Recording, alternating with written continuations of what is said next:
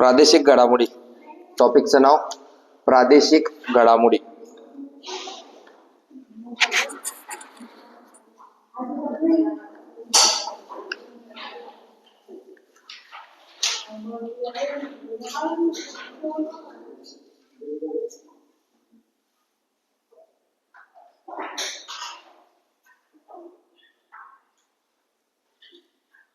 प्रादेशिक म्हणजे काय? आता आपल्या महाराष्ट्रात ज्या घडामोडी घडल्या आहेत त्यांना प्रादेशिक घडामोडी म्हणतात, आणि ज्या भारतात घडल्या आहेत त्यांना राष्ट्रीय घडामोडी, आणि त्या जगात घडल्या आहेत त्यांना आंतरराष्ट्रीय घडामोडी.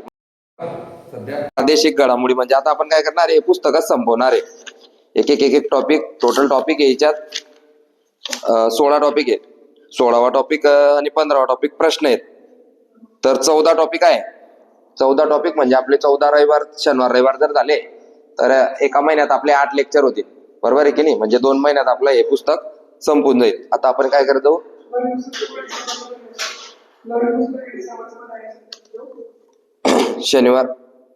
शनिवार रविवारी आपण हे घेत जाऊ.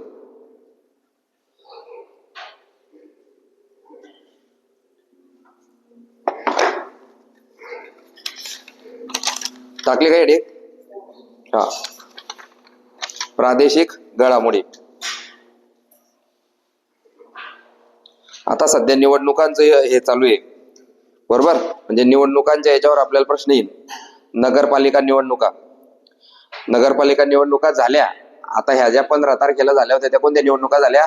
महानगरपालिकेच्या. आता जिल्हा परिषदच्या निवडणुका येतील, बरोबर आहे का? मग त्या निवडणुकांवर प्रश्न विचारायचा म्हटला म्हणजे महत्वाचं येतं की या निवडणुका घेतो कोण, बरोबर आहे की नाही? महानगरपालिकेची निवडणूक आहे, त्याच्यानंतर आपली नगरपालिकेची निवडणूक आहे, त्याच्यानंतर विधानसभेची निवडणूक आहे, त्याच्यानंतर लोकसभेची निवडणूक आहे. तर आता राज्य स्तरावर ज्या निवडणुका आहे त्या निवडणुका कोण घेतो? राज्य निवडणूक आयोग. लिहा, राज्य निवडणूक आयोग, जे की आपलं मागच्या वेळेस पण झालं होतं. राज्य निवडणूक आयोग, कलम 243 मागच्या वेळेस झालं होतं ना आपलं 243 राज्य निवडणूक आयोगाचा कलम आहे 243 त्याच्या बाजूला लिहा केंद्रीय निवडणूक आयोग. जसा राज्याचा निवडणूक आयोग आहे तसाच केंद्राचा निवडणूक आयोग सुद्धा आहे. मग केंद्र निवडणूक आयोगाचा कलम काय रे? 324.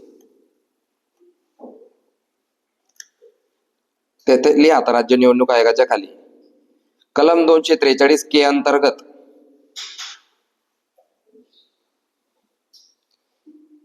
कलम 243 अंतर्गत कलम 243 कलम 243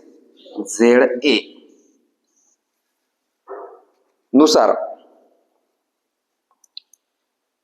नगरपंचायती व नगर परिषदा या निवडणुका घेतल्या जातात.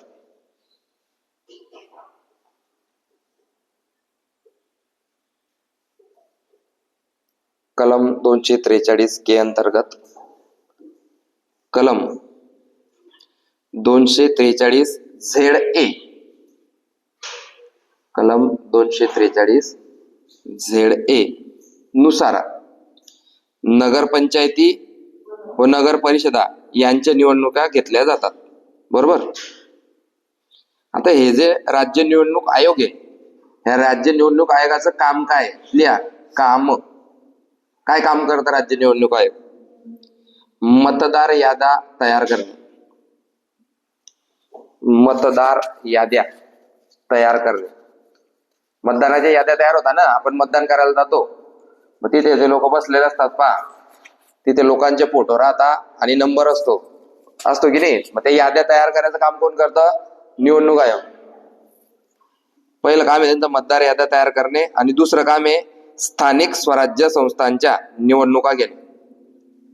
स्थानिक स्वराज्य संस्थांच्या निवडणुका घेणे. पहिलं काम आहे त्यांचं मतदार याद्या तयार करणे आणि स्थानिक स्वराज्य संस्थांच्या निवडणुका घेणे. मग लक्ष दे रे. आता स्थानिक स्वराज्य संस्था म्हणजे काय? स्थानिक स्वराज्य संस्था म्हणजे काय? ग्रामपंचायत, पंचायत समिती, जिल्हा परिषद या 3 ह्या 3 पिलरला स्थानिक स्वराज्य संस्था असे म्हणतात.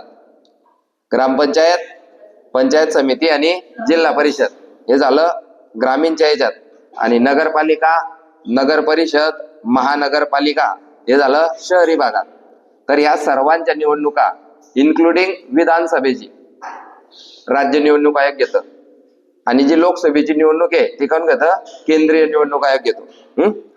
आता आपण प्रादेशिक पाहतोय म्हणून ठीक आहे. आता मग महत्वाचं आहे आपलं आता राज्य निवडणूक आयोगाचे अध्यक्ष कोण आहेत?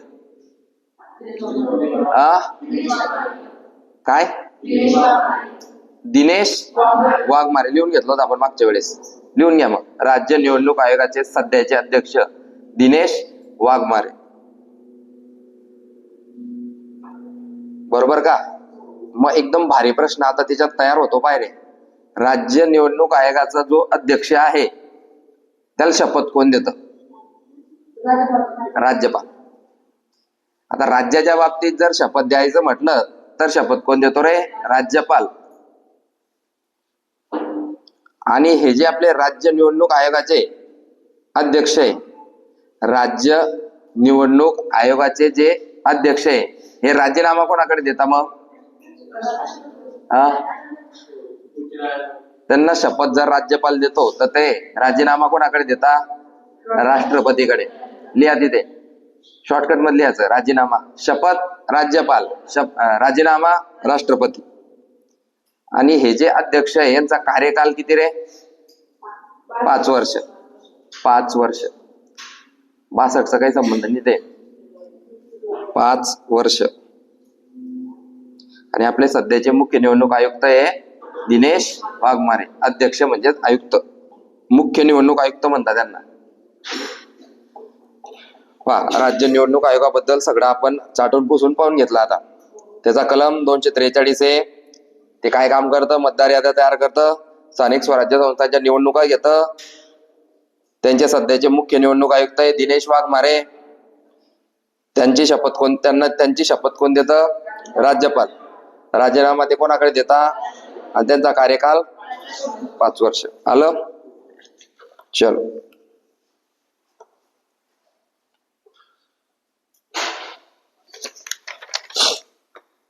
लिहा. महाराष्ट्राचा राज्य पक्षी. महाराष्ट्राचा राज्य पक्षी कोणता आहे? प्रादेशिक म्हणजे आपण महाराष्ट्राबद्दलच्या घडामोडी पाहतोय आता. बोला. हरियाल.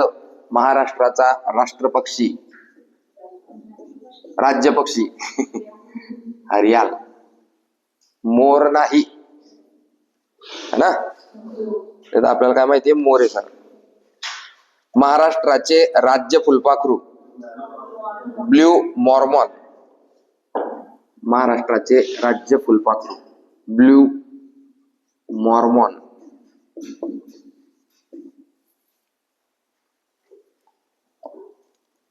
महाराष्ट्राचा राज्य प्राणी कोणता? शेकरू. शेकरू. वाघ नाही. नाही तर आपल्याला काय वाटतं? आपला प्राणी वाघ आहे आणि मग 1 मार्क जातो. महाराष्ट्राचा राज्य मासा. महाराष्ट्राचा राज्य मासा. पहिले प्रश्न लिहून घे. सिल्वर पापलेट. सिल्वर पापलेट. महाराष्ट्राचा राज्य मासा सिल्वर पापलेट. सिल्वर पापलेट. आता हा नवीन आहे ना, म्हणजे प्रश्न बनेल त्याच्यावर. झालं? एकासाठी लिहून दिलं कारण हेच आपल्याला आठवत नाही परीक्षेच्या दिवशी. पाठ होईल का? जो आपले रविवारचे लेक्चर करेल तो पास होईल. कारण आपण कोणते प्रश्न घेतो? फक्त येणारे.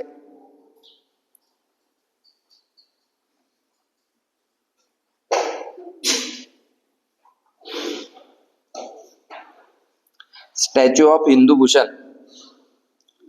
स्टार मारून नवीन घ्या. Statue of Hindu Bhushan.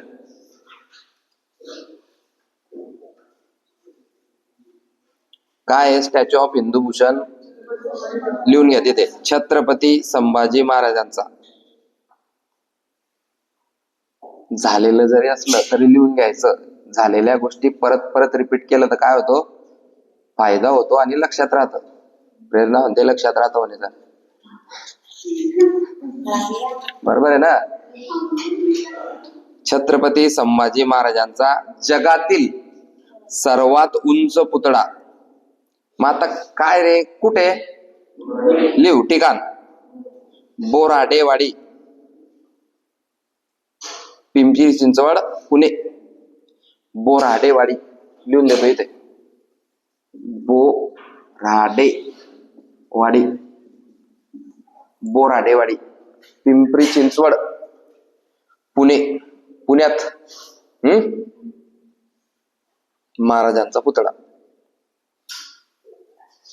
उंची, आता सर्वात उंच जर आहे जगात तर मग त्याची उंची विचारली जाईल. उंची 140 फूट. 140 फूट. हे फूट म्हणजे किती राहतं? 12 इंच. असं 140 फूट आहे, म्हणजे विचार करा केवढा विशाल असेल. शिल्पकार राम सुतार. राम सुतार गेले ना, गेले म्हणजे स्वर्गात गेले बा. शिल्पकार राम सुतार.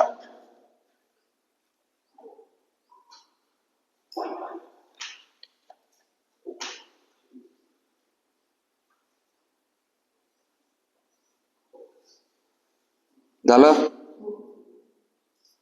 ठीक आहे. पुढे statue of unity. Statue of unity. आता काय प्रश्न येईल रे, स्टॅच्यू ऑफ हिंदूभूषण हा पुतळा कोणाचा आहे? तर आपल्याला माहिती पाहिजे की तो कोणत्या महाराजांचा आहे? छत्रपती संभाजी महाराजांचा. मग आता हे स्टॅच्यू ऑफ युनिटी हे कोणाचं आहे? सरदार वल्लभभाई पटेल. मग कुठे येते? केवडिया, गुजरात. लिहा, केवडिया, गुजरात. जगातील सर्वात उंच पुतळा. आता तो भी जगातील सर्वात उंच पुतळा, हा भी जगातील सर्वात उंच पुतळा. आता तो फूट मध्ये होता, हा पुतळा मीटर मध्ये. कोण सांगतं? 182 मीटर. 182 चा आकडा का बरं माहिती का? गुजरात मध्ये विधानसभेचे सदस्य 182. आपले कसे 288 आहे, आपले किती आहे? तसे गुजरात मध्ये 182 म्हणून 182 फूट मीटरचा. 182 मीटर. जगातील सर्वात उंच पुतळा 182 मीटर. आलं? Statue of knowledge. शाबास. Statue of knowledge Latur. पण कोणाचा आहे पुतळा? डॉक्टर बाबासाहेब आंबेडकर.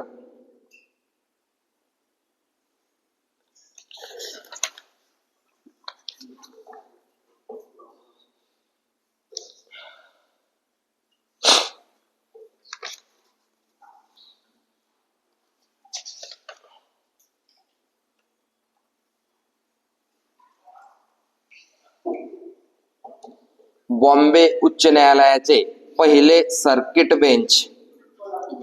बॉम्बे उच्च न्यायालयाचे पहिले सर्किट बेंच.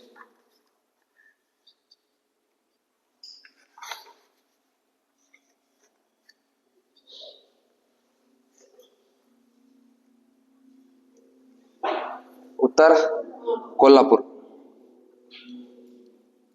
कोल्हापूर.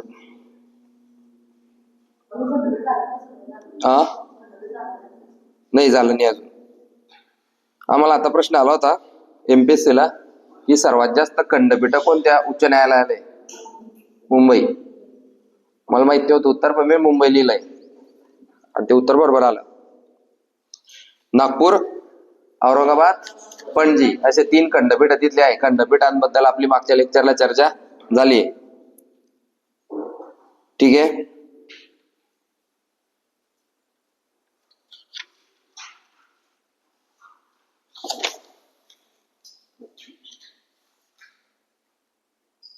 महाराष्ट्र अनुसूचित जाती व जमाती आयोग. महाराष्ट्र अनुसूचित जाती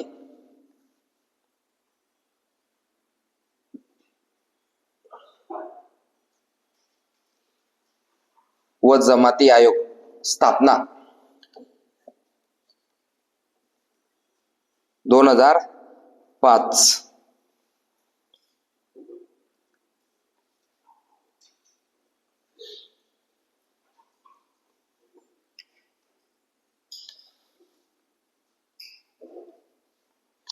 भारतातील पहिले कवितांचे गाव. भारतातील लिहा रे. भारतातील पहिले कवितांचे गाव. उभा दांडा सिंधुदुर्ग. हे भारतातलं आहे. भारतातील पहिले कवितांचं गाव आहे उभा दांडा सिंधुदुर्ग.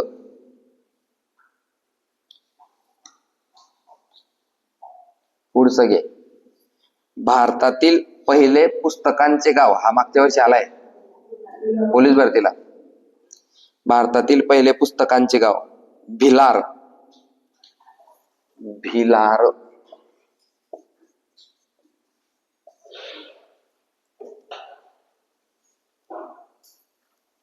भिलार तालुका महाबळेश्वर जिल्हा सातारा. भिलार सातारा असले याचं फक्त भिलार सातारा. भारतातील पहिले मधाचे गाव. मधाचे गाव मांघर. ज्याला नाही समजलं त्यांनी इथे पाहून घ्यायचं. मांघर. भारतातील पहिले मधाचे गाव मांघर.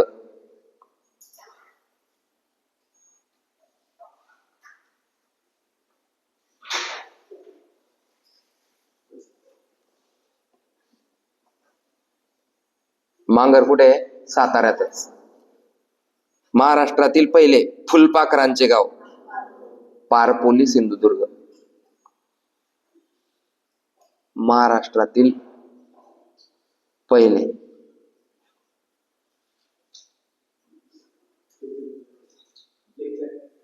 महाराष्ट्रातील पहिले फुलपाखरांचे गाव पारपोली सिंधुदुर्ग. पारपोली सिंधुदुर्ग.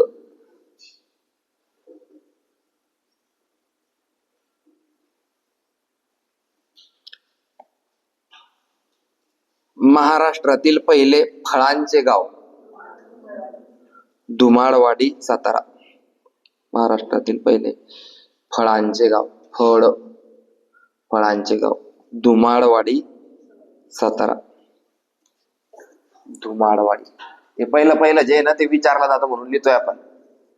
टाइमपास म्हणून लिहितोय का आपण? नाही. धुमाळवाडी.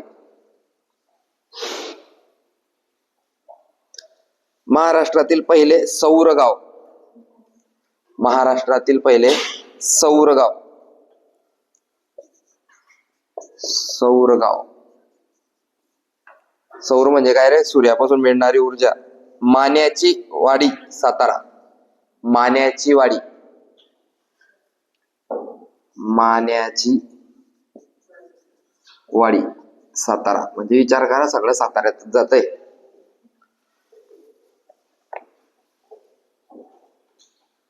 पहिले अकॅडमी देशातील पहिले ऑनलाईन अकॅडमी आपली आहे ना. ऑनलाईन लेक्चर चालू आहे ना. देशातील पहिले स्मार्ट आणि इंटेलिजंट गाव. देशातील आहे बघ. देशातील पहिले स्मार्ट आणि इंटेलिजंट गाव. स्मार्ट आणि इंटेलिजंट गाव. कुसुंबा 2 नंबर आहे का मग? 1 नंबर सातनवरी नागपूर. सातनवरी काय नाव आहे ते? सातनवरी. सातनवरी नागपूर.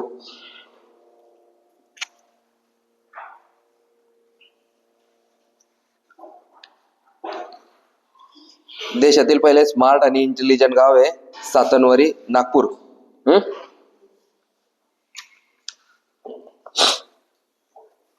भारतातील पहिली AI अंगणवाडी वडधामणा, वडधामणा नागपूर. गावाचं नाव आहे वडधामणा, नागपूर. भारतातील पहिली AI अंगणवाडी. हा मागच्या 11 तारखेला आला होता आम्हाला. आपण त्याच्या पहिले पण डिस्कस केला हा प्रश्न आहे ना. 10 तारखेच्या लेक्चर मध्ये सुद्धा हा प्रश्न आपण डिस्कस केलेला आहे. वडधामणा नागपूर जिल्ह्यामध्ये.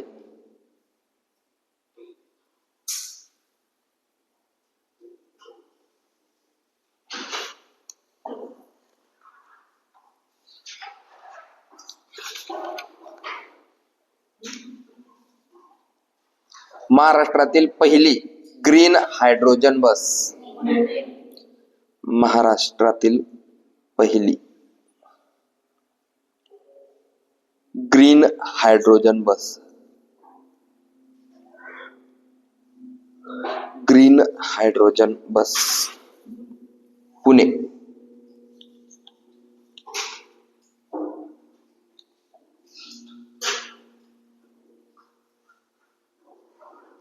लिहिलं पुणे.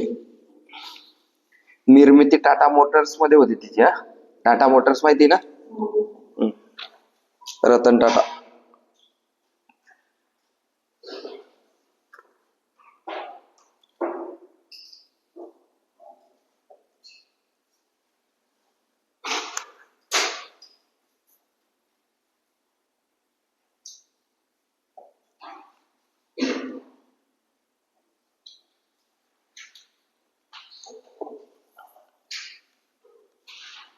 येरवाडा कारागृहात.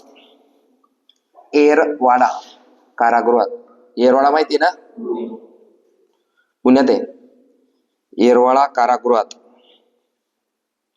महिला कैद्यांच्या आयुष्यात, महिला कैद्यांच्या आयुष्यात आनंद व नवी उमेद निर्माण करण्यासाठी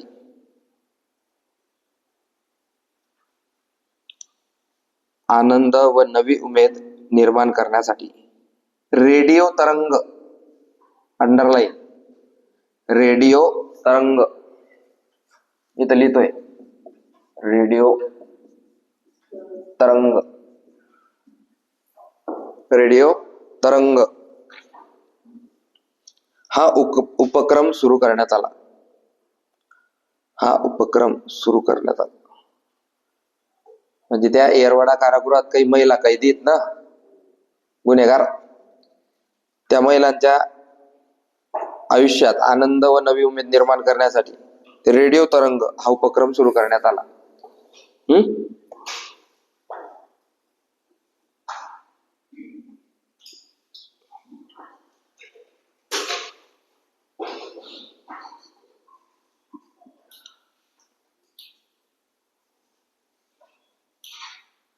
मित्राबद्दल आपली चर्चा झाली आहे. महाराष्ट्र इन्स्टिट्यूशन फॉर ट्रान्सफॉर्मेशन ही कोणत्या आयोगाच्या धर्तीवर चालू झाली आहे? नीती आयोगाच्या धर्तीवर चालू झाली आहे. मग नीती आयोगाचे अध्यक्ष हे पंतप्रधान असतात, तसे मित्राचे कोण आहेत? मुख्यमंत्री आहेत. लिहायची गरज नाही.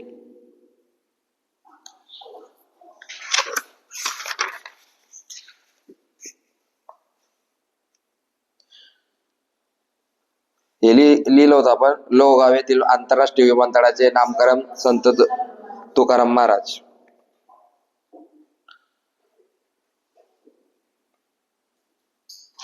देशातील सर्वात मोठे बंदर वाढवण पालघर येथे उभारण्यात येत आहे. देशातील सर्वात मोठे बंदर वाढवण पालघर येथे उभारण्यात येत आहे.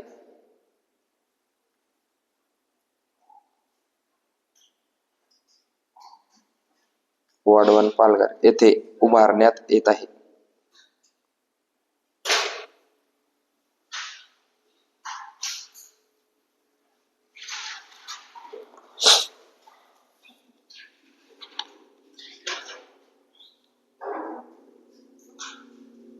झालं.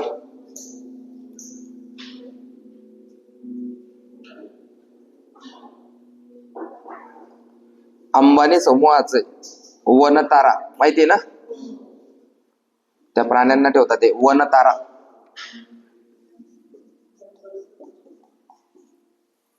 वनतारा तिथे त्या माधुरी हत्तीला ठेवलं होतं ते. अंबानी समूहाचे वनतारा याच्या धर्तीवर महाराष्ट्रामध्ये,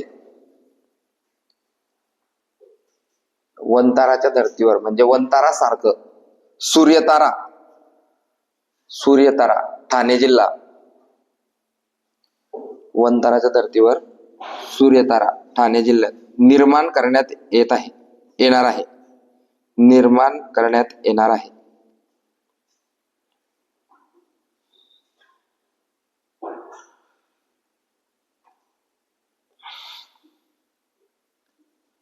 वनतारा सगळ्यांना माहिती आहे अंबानींचं.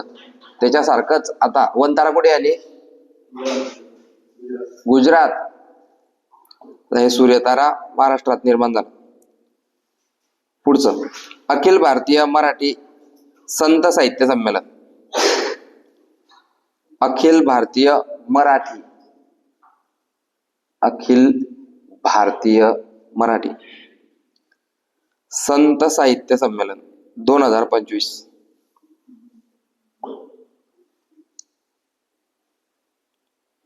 शिर्डी अहिल्यानगर, शिर्डी अहिल्यानगर येथे पार पडले. अखिल भारतीय मराठी संत साहित्य संमेलन 2025 शिर्डी अहिल्यानगर येथे पार पडले.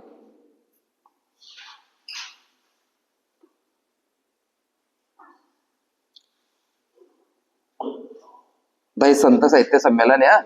हे तुम्ही मराठी साहित्य संमेलन समजाल. मराठी साहित्य संमेलन कुठे आहे? हा, साताऱ्याला होणार आहे. झालं ना. हा, लक्षात ठेवायचं हे संत साहित्य संमेलन. मग आपलं कन्फ्युजन व्हायला नको. हे शिर्डीला झालं, अहिल्यानगर म्हणजे अहमदनगर. महाराष्ट्र गृहनिर्माण धोरण 2025 चे घोषवाक्य. महाराष्ट्र गृहनिर्माण धोरण, महाराष्ट्र गृहनिर्माण धोरण 2025 चे घोषवाक्य. गृह म्हणजे घर. माझे घर माझा हक्क हे घोषवाक्य आहे. महाराष्ट्र गृहनिर्माण धोरणाचं घोषवाक्य आहे माझे घर माझा हक्क.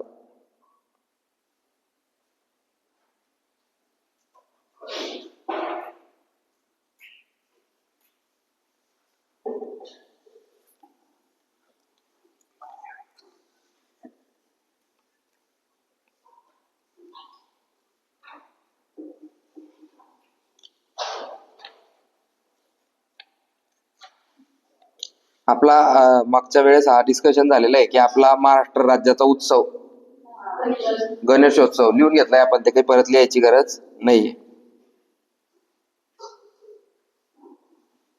महाविस्तार ऍप बद्दल बी झालंय. महाविस्तार ऍप शेतकऱ्यांसाठी.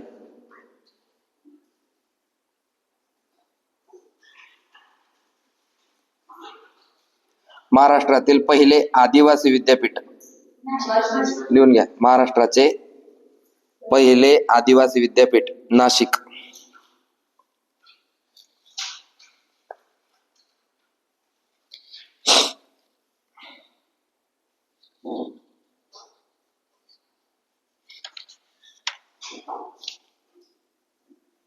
कोणतं? नाशिक. हा महत्वाचा पाहिजे. गुन्हे तपासासाठी, गुन्हे तपासासाठी आता आपण पोलीसची तयारी करतोय ना. गुन्हे तपासासाठी मोबाईल फॉरेन्सिक व्हॅन. गुन्हे तपासासाठी mobile forensic van. Mobile forensic van. Mobile forensic van mobile forensic van सुरू करणारे भारतातील पहिले राज्य. मोबाईल फॉरेन्सिक व्हॅन सुरू करणारे भारतातील पहिले राज्य महाराष्ट्र. कोणता? महाराष्ट्र.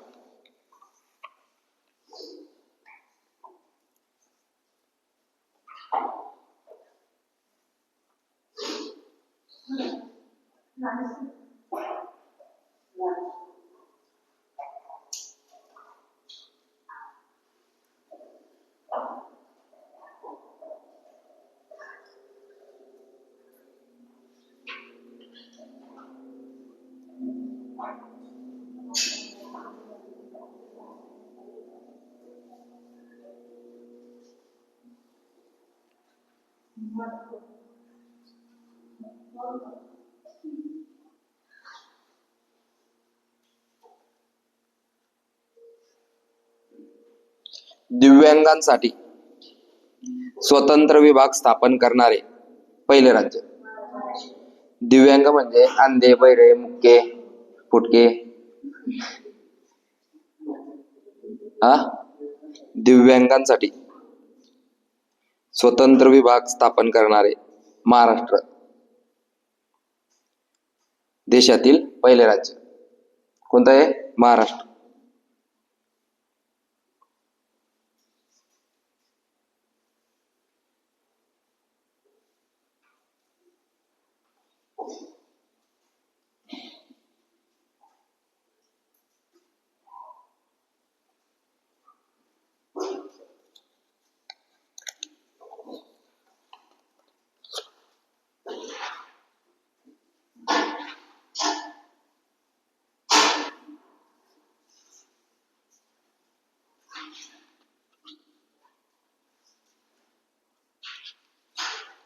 लिहा.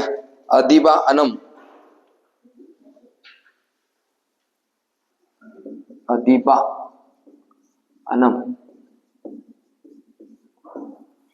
अदिबा अनम ही महाराष्ट्रातील पहिली मुस्लिम महिला IAS अधिकारी बनली. अदिबा अनम विचारलं जातं. ही महाराष्ट्रातील पहिली मुस्लिम महिला IAS अधिकारी बनली. IAS म्हणजे कलेक्टर. पहा,